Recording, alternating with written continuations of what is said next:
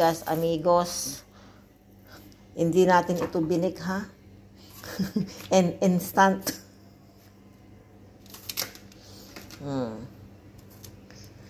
Ito yung ating aalmusalin.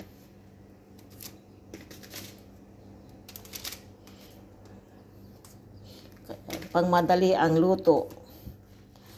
Pangmadali ang alam nyo naman. Kapag ganitong instant, tamad.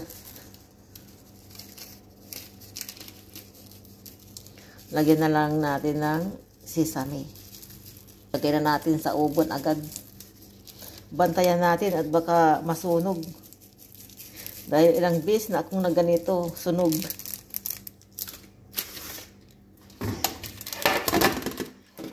Ayan.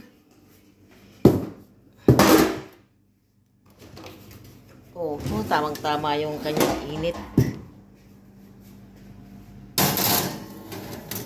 Ayan, mga amigas, amigos. Wait tayo ng 10 minutes. Okay. OMG. Ready na yan. Tama na yan. Okay? Okay. Tama na.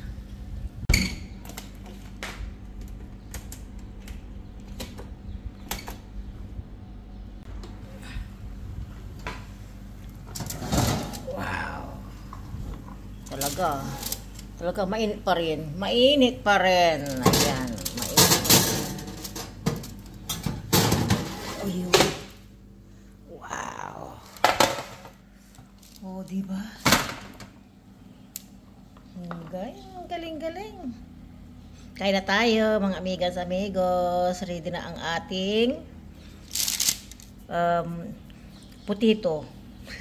Potato. Yan. Hindi natin bake instant. Ang ating burikas, mga amigas, amigos, tamang-tama yung kanyang luto, pagkaluto hanggang sa ilalim mo.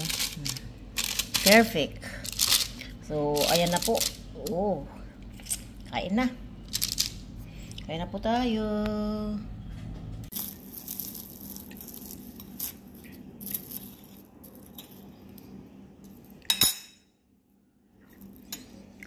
Ang lutong.